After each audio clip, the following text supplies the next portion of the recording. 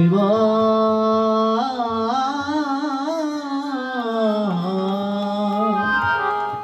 হরি। আমরা প্রেম করলে দেখবেন বাবা আমাদের প্রেমের ভিতরে অনেক চা পাওয়া থাকে, তাই থাকে না বাবা? কত কাম, কত কামিনী, কত রঙ্গ, কত রস, কত কিছু আমাদের আশা বাঞ্ছা আমাদের ভিতরে কাজ করে, কিন্তু তাদের ভিতরে সেই কাজ করে। তাদের ভিতরে কোনো কাম থাকে না, কামনা থাকে না, বাঞ্ছা থাকে না, আশা থাকে না। তাদের প্রেমটা হলো নিষ্কাম, এই জন্য তারা বিশ্বের কাছে পূজনীয়। আমাদের প্রেমটা হলো কলঙ্কের প্রেম। আমাদের প্রেমের ভিতরে, ভালোবাসার ভিতরে শুধু আশা, আশা তাদের ভিতরে নয়। এই জন্য তাদের হয়েছে ভালোবাসা আর আমাদের হয়েছে শুধু আশা। তাই বলছি তুমি এমন শুদ্ধা সতী রাধারানীর নামে এখনো কলঙ্কের কথাটা বলতে পারলে বলো না। জানো বুড়িমাই, যারা কৃষ্ণ ভজন করতে জানে না তারা যে কেবল শুধু প্রমাদ ঘটায়, তারা শুধু প্রমাদ ঘটাতে জানে, গন্ডগোল করতে জানে, অশান্তি করতে জানে। কারণ তারা জানে না কৃষ্ণ কি ধনে, কৃষ্ণ কি বস্তু। তারা যদি জানতো এই কৃষ্ণ নামের মাহাত্ম্য,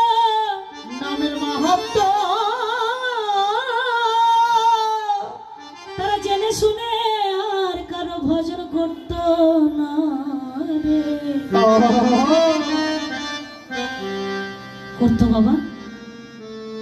গাছের গোড়া থেকে যদি কেউ আগায় জল দেয়, গাছ কি কখনো বাঁচবে? যদি জল দিতে হয় গাছের গোড়ায় দাও। শাস্ত্রকার বললেন যদি কৃষ্ণের চরণে কেউ জল দেয় সে জল নাকি সর্বদেব দেবতায় পেয়ে যায়। হরিবল হরিবল।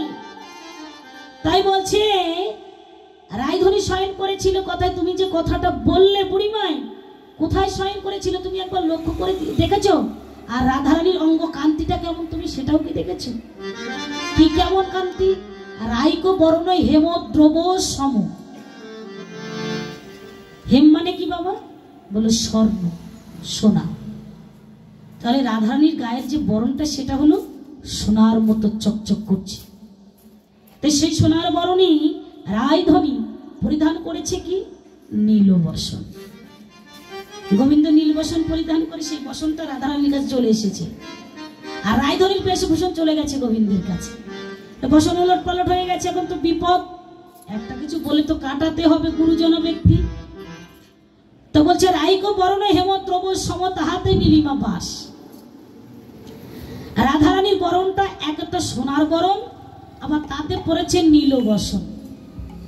শয়নটা করেছে কোথায়? গবাক্ষ দ্বারেতে। গবাক্ষ মানে কি? জানালা। এখন জানালা উদ্ঘাটন করে দিয়ে সূর্যের কিরণ ছটা এসে রাধারানীর অঙ্গ মাঝে পড়েছে।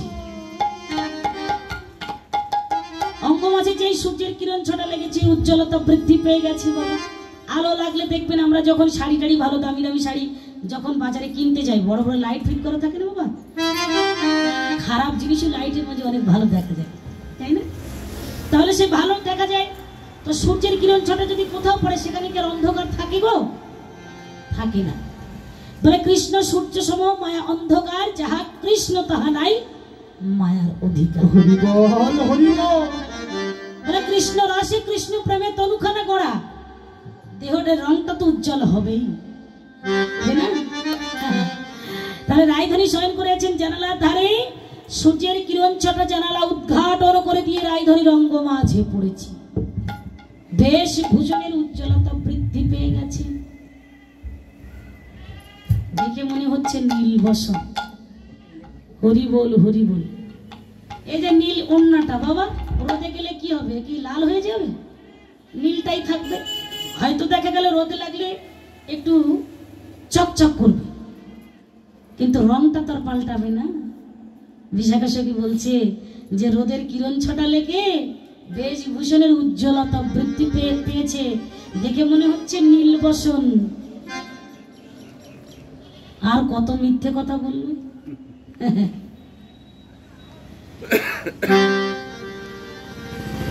দেখে মনে হচ্ছে নীলবসন, তাহারও কারণে তুহারও মরমে উঠয়ে হেন জাগে। রায়ধনীকে জাগিয়ে দিলেন। বুঝতে পারলেন যোগমায়া গত ঋষিতে গোবিন্দের সঙ্গে সারা নিশি রাস নৃত্য লীলায় মত্ত ছিলেন, আর রায়ধনীকে জাগিয়ে দিলেন। জাগিয়ে দিয়ে তিনি চললেন কোথায় না, চলেছেন নন্দালয়ে। তিনিও তো শয়ন করে আছেন আমার কৃষ্ণ কানাইয়া। হরিবল হরিবল, নান্য বালক কৃষ্ণ, তিনি শয়ন করে আছেন কোথায়? নন্দালয়ে, পিত্রালয়ে। রাধারানীকে জাগালেন কেন? বললেন তিনি না জাগলে জগতে জীব জাগবে কেমন করে? তিনি যে সকল শক্তির মূলাধার, ও রাধায় ও তৃষা রাধা, তাকে সবাই সাধনা করতে পারেন না, পুরুষ কিংবা নারী নয়। যিনি পুরুষ হোক নারী হোক, সবাই রাধারানীকে সাধনা করতে পারেন। গোপী ভাব নিয়ে যদি কেউ রাধারানী সাধনা করেন, অবশ্যই তার গোবিন্দের চরণ কৃপা লাভ হবে। এবার কি করলেন? চললেন নন্দালয়ে কৃষ্ণকে জাগানোর জন্য। তার বেশভূষণটা কেমন ছিল? দেবী ভগবতী চলেছেন। দেবী ভগবতী পূর্ণমাসী খ্যাতি, এলো সকালে স্নান করি, কানুর দরসে চলিলা হরিষে পৌঁছিলা নন্দের বাড়ি।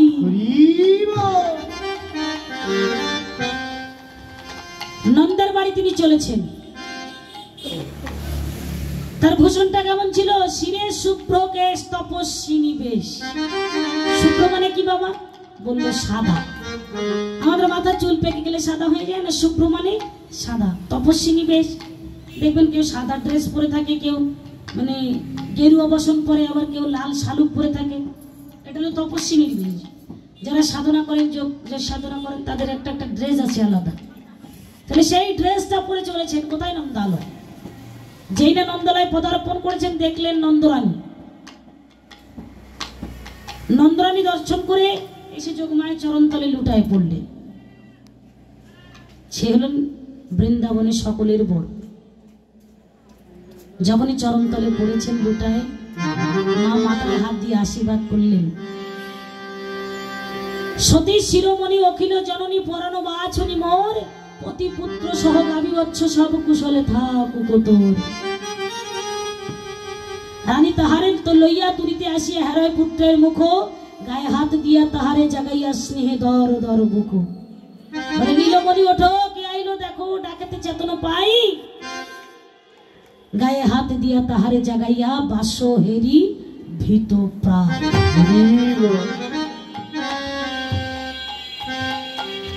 শ্যামেরে জাগাই হেরি বারে রায়, জাপটেতে চলে দেবী।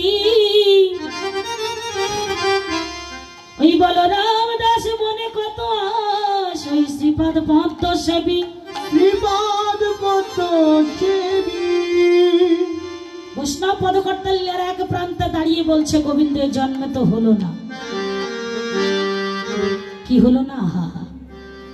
দেখুন তিনি কত বড় মনের মানুষ, যিনি রাধা গোবিন্দের প্রেমকে দর্শন করে যিনি বৈষ্ণব পদকর্তা হয়েছেন, বৈষ্ণব কুলে জন্ম পেয়েছেন, যিনি পদ রচনা করেছেন। আজকে তিনি অন্তরে কতটা ধন্যতা স্বীকার করে বলছেন, গোবিন্দ হলো না, এ জন্মে হলো না। তো এ জন্মে যখন হলো না, এ জন্ম পরে যদি তুমি আমাকে আবার কখনো কোনোদিনই কোনো নতুন জন্মে পাঠাও, তোমার কাছে আমার এই নিবেদন, যদি কোনো অন্য কুলে জন্ম দাও,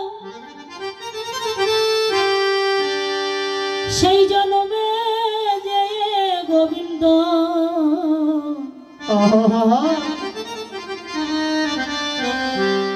যেন তোমার চরণ সেবা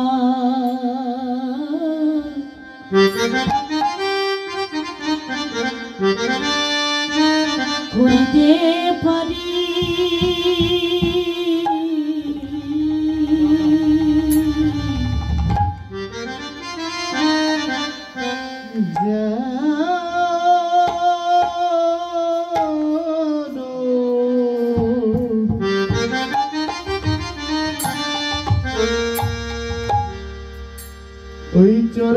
সেবা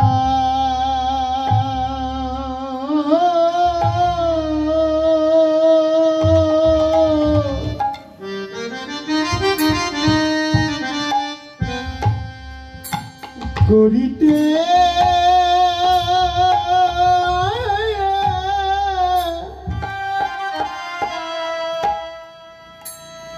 করিতে পারি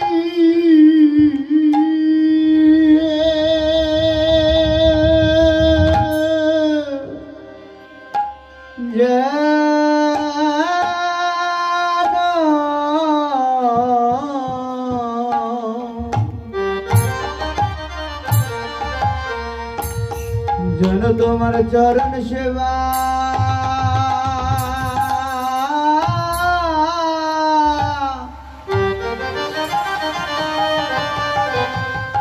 ওই আমরা করিতে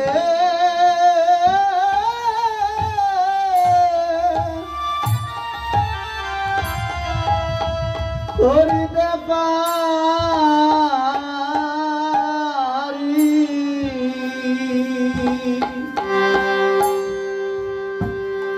শুধু এ জনমে নয় এ জনমে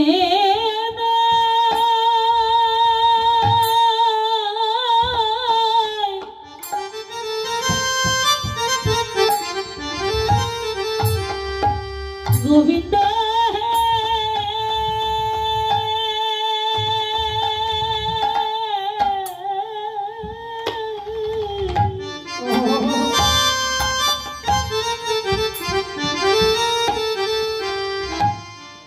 শুধু এ জনমে না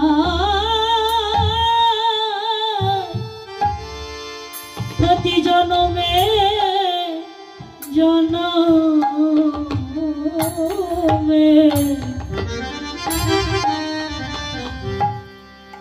সেদিন যেন তোমার চরণ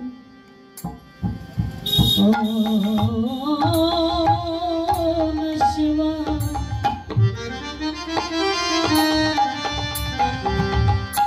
করিতে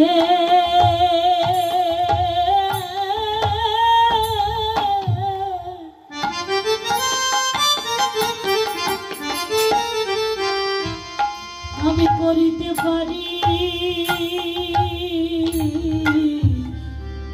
গো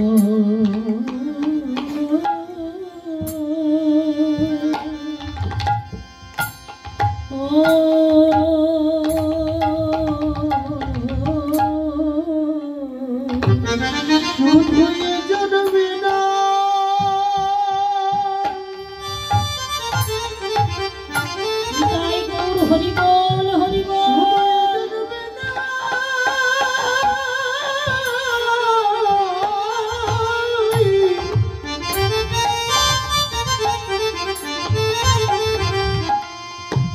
হরি জনমে জনমে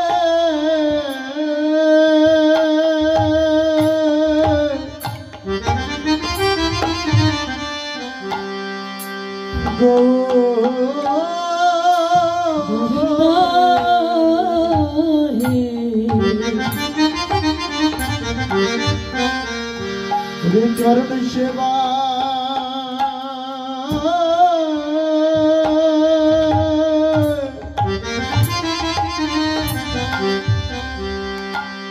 লাগিতে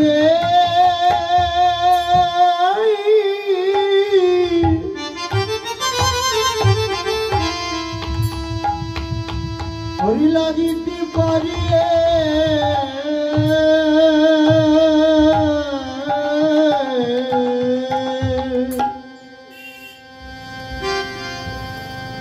আবার যদি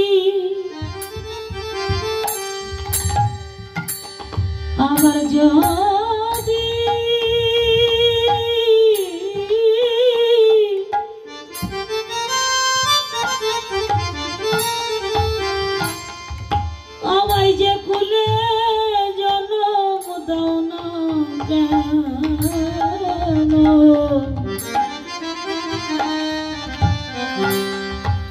সেদিন যেন তোমার চরণ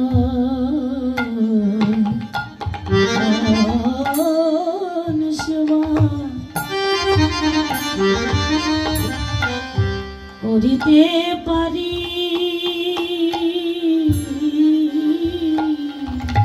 করে যে কোলে জানা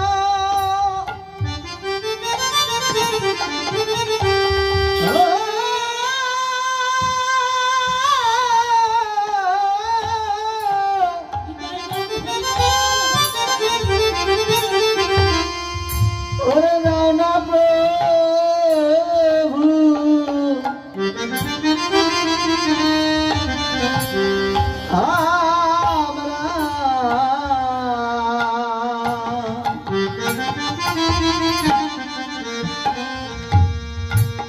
যেন তোমার চরণ সেবা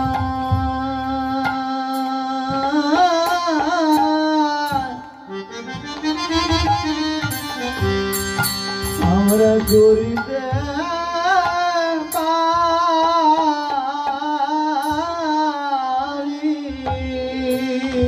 আমায় যে কুলি জানা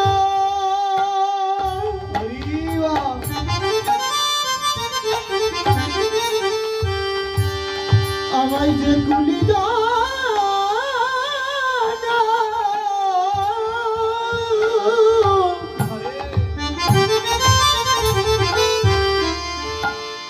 দাও না কেন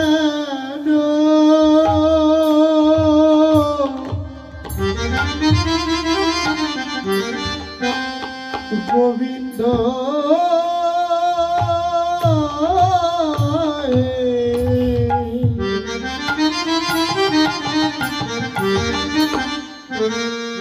চরণ সেবা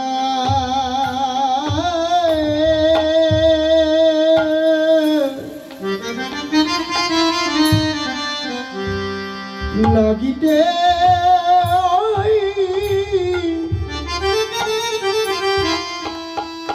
লাগিতে পারি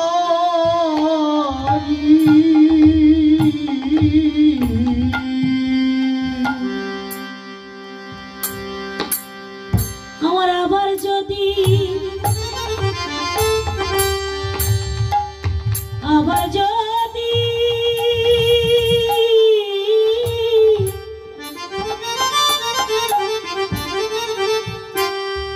জনম থাকে সেদিন চলো সেবা করতে পারি আমার যদি জনম থাকে চরণ সেবা করতে পারি ওরে আমার যদি জনম থাকে চরণ সেবা করতে পারি ওরে জনমে জনমে জন চরণ সেবা করিতে পারি অপরাধী বলে এলো না হে চরণ সেবা করিতে পারি আমি কত জনমের অপরাধী বলে তোমার চরণ ছাড়া করো না হে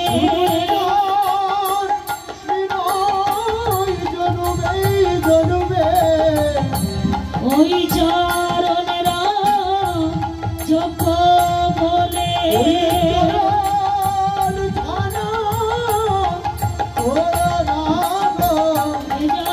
জন্মে নয় জন্মে জন্মে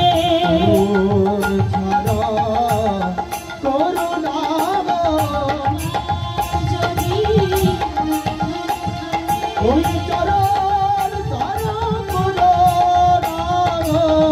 এ জন্মে নয় জন্মে জন্মে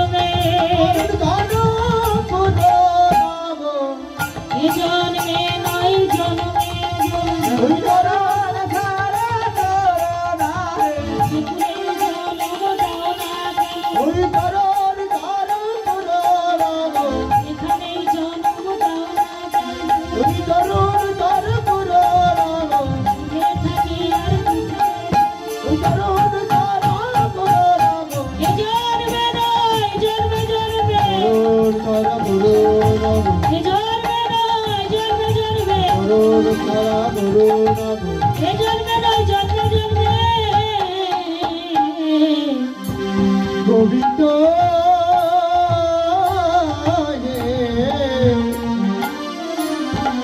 গোবিন্দ সেবা ওই চরণ সেবায় লাগিতে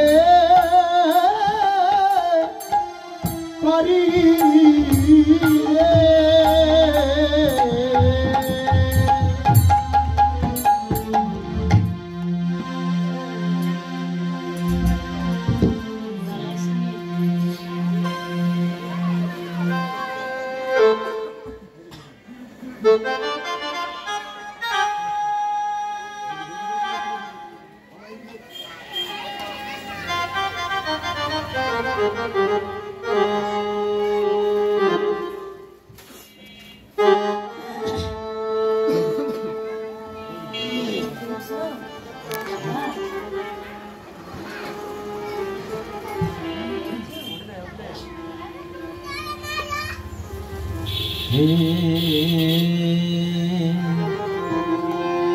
হরি বল হরি বল। কৃষ্ণকে জাগালে, কৃষ্ণ জেগে গেল। এদিকে নন্দ মহারাজ নন্দ রানীকে ডেকে বলছেন, ওগো শুনছো, তোমার কানাই বলাই সারাদিন সারা পাড়ায় দুষ্টুমি করে বেড়ায়, তুমি ওদের কোনো কাজকর্ম শেখাতে পারো? তুমি যদি ওদের কোনো কাজকর্ম শেখাও তাহলে খুব ভালো হবে। তুমি যখন থাকবে না, বলো তো তোমার অভ্যন্তরে ওরা কি করে খাবে?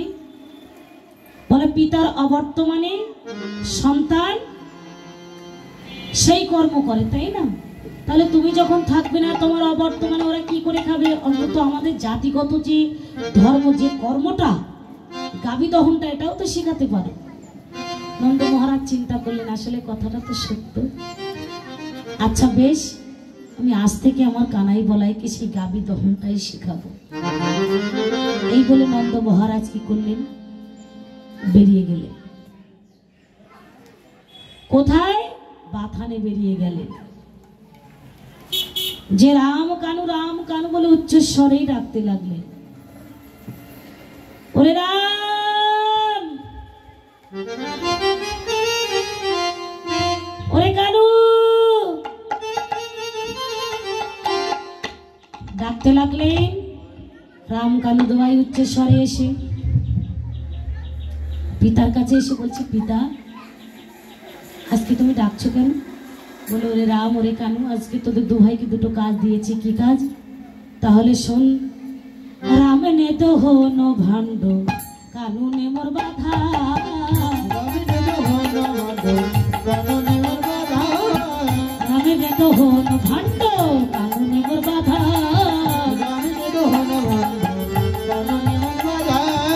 পেটে ভরে দিব নদী যত আছে ক্ষুধা।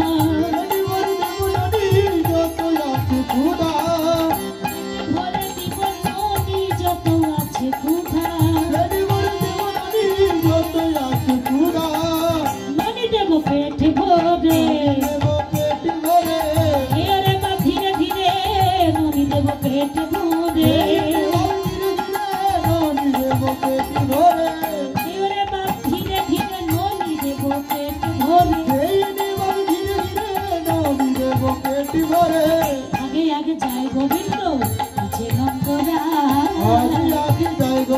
পিছে নন্দরা। আগে যাই গোবিন্দ, পিছে নন্দরা। আগে যাই গোবিন্দ, পিছে নন্দরা। অন্তক দেখিয়া বাধা জোগাইছে পায়ে। অন্তক দেখিয়া বাধা জোগাইছে পায়ে। পায়ের বাধা খুলে দিল কৃষ্ণের হাতে। পায়ের বাধা খুলে কৃষ্ণের হাতে। পায়ের বাধা খুলে নন্দ দিল কৃষ্ণের হাতে। পায়ের বাধা খুলে নন্দ দিল কৃষ্ণের হাতে। ভগত বৎসল্য হরি তুলে নিল মাথে। ভগত বৎসল্য হরি তুলে নিল মাথে। ভগত বৎসল্য হরি তুলে নিল মাথে। ভগত বৎসল্য হরি তুলে নিল মাথে। সে যে ভক্তের বোঝা বহন করে, ভক্তের বোঝা বহন করে, ভক্তের বোঝা বহন করে।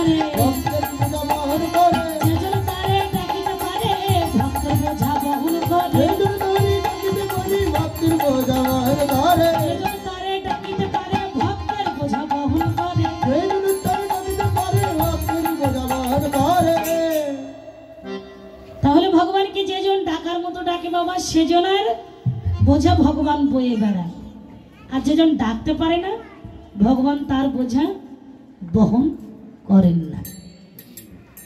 প্রমাণটা কি? হরি বল।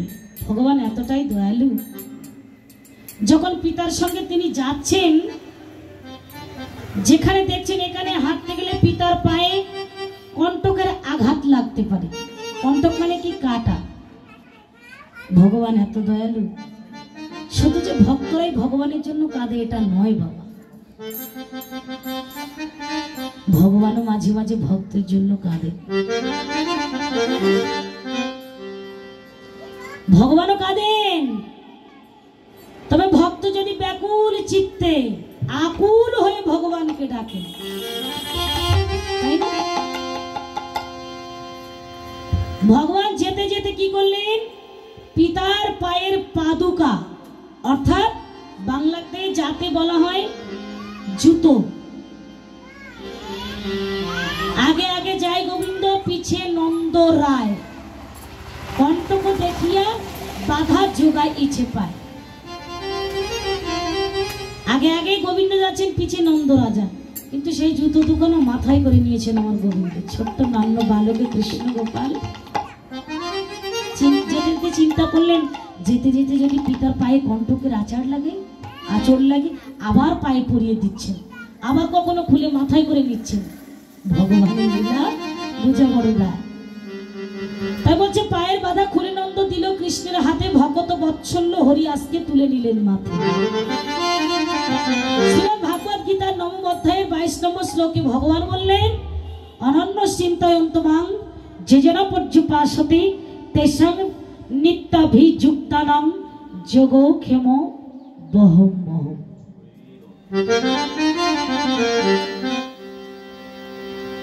বলে জগতের চিন্তাধারা বাদ দিয়ে যে কেবল আমার চিন্তা করে, যেজন কৃষ্ণ বিনা আন জানে না,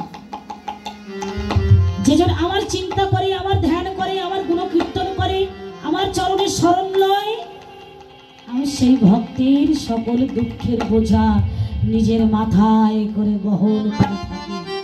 হরি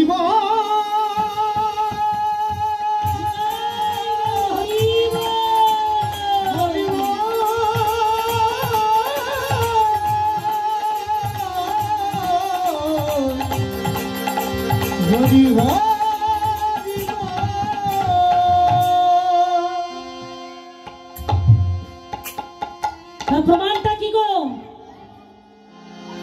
বলে সম্ভাবামি যুগে যুগে। সাধুকে পরিত্রাণ করবার জন্য আসি, দুষ্টের দমন করবার জন্য আসি, আর কি করবার জন্য আসি? ধর্মকে সংস্থাপনার্থায়, ধর্মকে স্থাপন করবার জন্য আসি। সম্ভাবামি যুগে যুগে।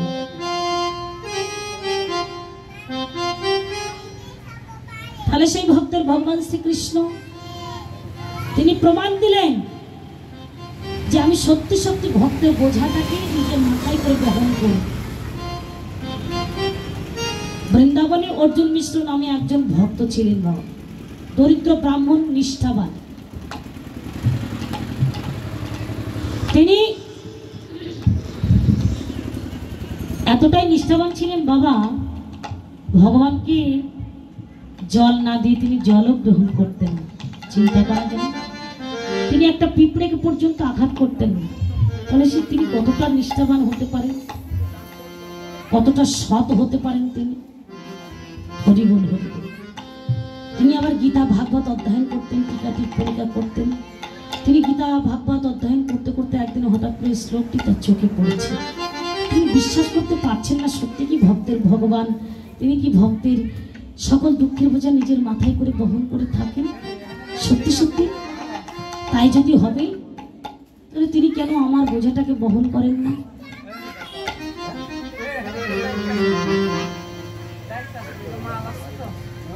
তিনি কেন আমার বোঝা বহন করেন না? আমি তো ভিক্ষা ছাড়া তাকে কখনো কোনোদিন সেবা দিতে পারি না। ভগবান চিন্তা করছে, একটা দিনের জন্য ভিক্ষা না করলে কখনো কোনোদিন তার সেবা দিতে পারি না।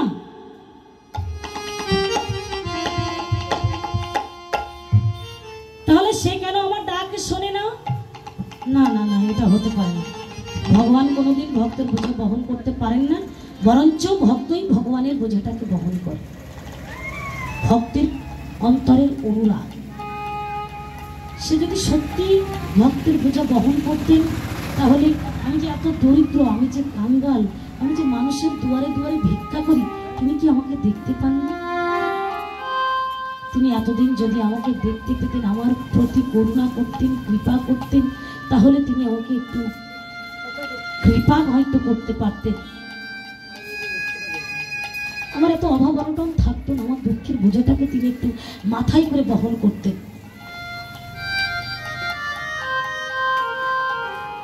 এই বলে কাঁদছেন আর কি করলেন? কলমের আঁচড় দিয়ে সেই বহম মহম কেটে দিয়ে সেখানে তিনি লিপিবদ্ধ করলেন তদাম মোহন। যখনই কলমের আঁচড় দিয়ে কেটে দিয়েছেন, ভগবানের অন্তরে বড় ব্যথা পেলেন, অন্তরে বড় ব্যথা পেলেন তিনি। বলছি, অর্জুন মিশ্র, সম্ভাব আমি যুগে যুগে, তুমি জানো না আমি ভক্তকে রক্ষা করবার জন্য যুগে যুগে অবতার হই।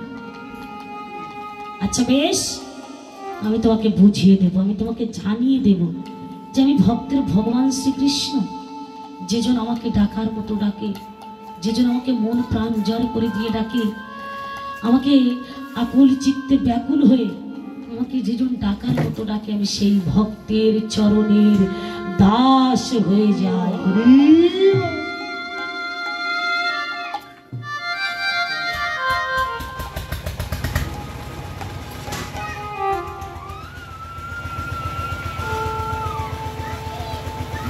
এই বলে ভগবান কি করলেন?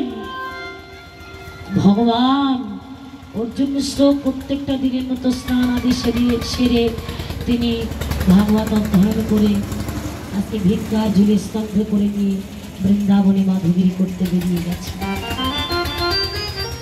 ভিক্ষা করতে বেরিয়েছে।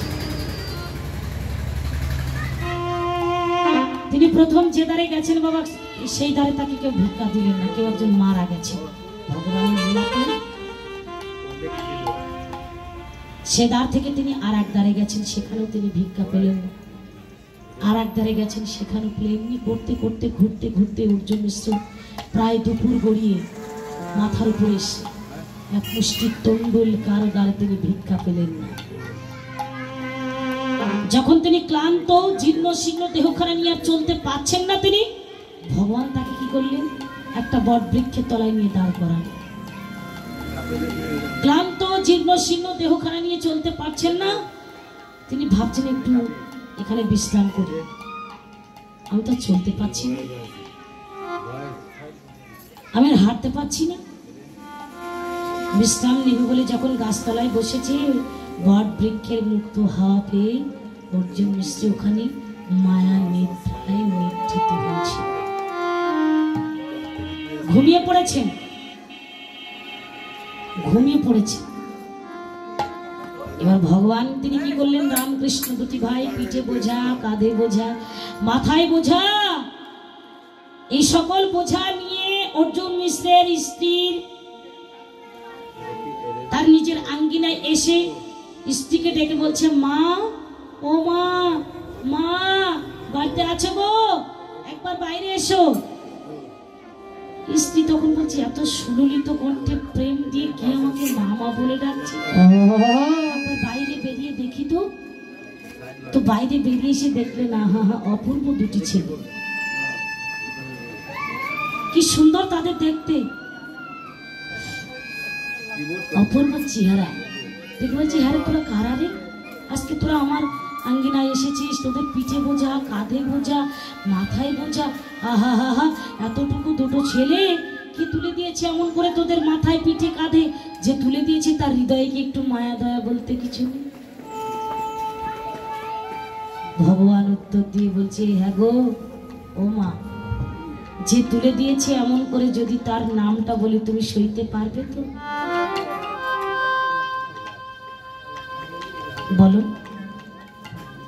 আমি যদি তার নাম বলি তুমি সইতে পারবে? বলো, বল না, কে কোন হৃদয়হীন পাষাণ এমন করে তুলে দিয়েছে? ভগবান কত বড় চালাক দেখুন। যে তুলে দিয়েছে তার নামটা যদি বলি তুমি সইতে পারবে তো? মা বলে, বল না, কোন হৃদয়হীন কোন পাষাণ যে তার প্রাণে একটু দয়া মায়া নেই এমন করে তুলে দিয়েছে। আহা ওমা, শুধু তুলে দেয়নি, আর কি করেছে জানো? এই বোঝাগুলো নিতে পারবো না বলেছিলাম বলে এই দেখো বুকের মাঝে কেমন করে আঘাত করেছে। ওই যে কলমের আঁচড় দিয়েছিল না, বক্ষ মাঝে বড় ব্যথা পেয়েছিল ভগবান। দেখো না কেমন করে আঘাত করেছে।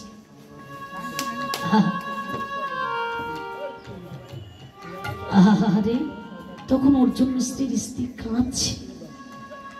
কোন হৃদয়হীন কোন পাষাণ কোন পাষণ্ড এমন করে তোদের আঘাত করেছে। এত সুন্দর ছোট্ট ছোট্ট দুটি বালক, কি সুন্দর তোদের দেখতে, এমন মায়াবী মুখ দেখলে কি তোদের কি আঘাত করতে ইচ্ছে করে? বল, কে মেরেছে তোদের এমন করে নামটা বল।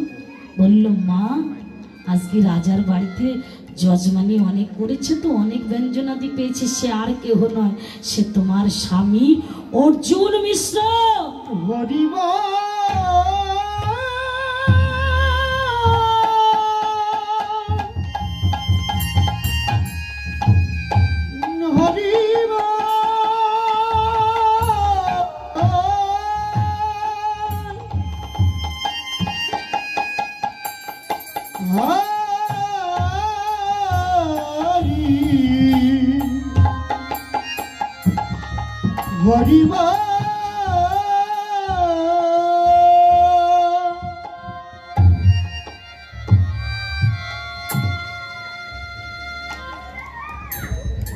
ঝমকে উঠলেন মিষ্টি। না না না না, এটা হতে পারে না, এটা কখনো কোনোদিন হতে পারে না। যার পিঁপড়ে মারতে হাত কাঁপে আর সে তোদেরকে এমন করে আঘাত করেছে, যে পিঁপড়ে পর্যন্ত মারতে পারে না আর সে তোদেরকে আঘাত করেছে। বললো, হ্যাঁ তুমি বিশ্বাস করছো না? এই দেখো না বক্ষের মাঝে কেমন করে আঘাত করেছে, দেখাচ্ছে ভগবান। রুধির ধারা বইছে, রক্তের ধারা বইছে। ধরো ধরো নাও, অনেক ব্যঞ্জনাদি পেয়েছে বস্তার মধ্যে, তোমাকে রন্ধন করে তোমার ওই রাধা মাধবের সেবা দিতে বলেছে। বলছে, আরে তোদের নাম কি রে? বললো, আমার দাদার নাম রাম আর আমার নাম হলো কানু। বাহ, তোদের দেখতে যেমন তোদের নামটাও তেমন রে। বলে, নাও, নামিয়ে নাও। আমার জানো শুধু এই বোঝা নয়, ভগবান বলছেন এই বোঝা নয়, পৃথিবীতে এর থেকে এখনো অনেক অনেক বড় বড় বোঝা আছে যা আমাদেরকে মাথায় করে নিয়ে বহন করতে হবে। নিতাই গৌর হরি বল, হরি বল।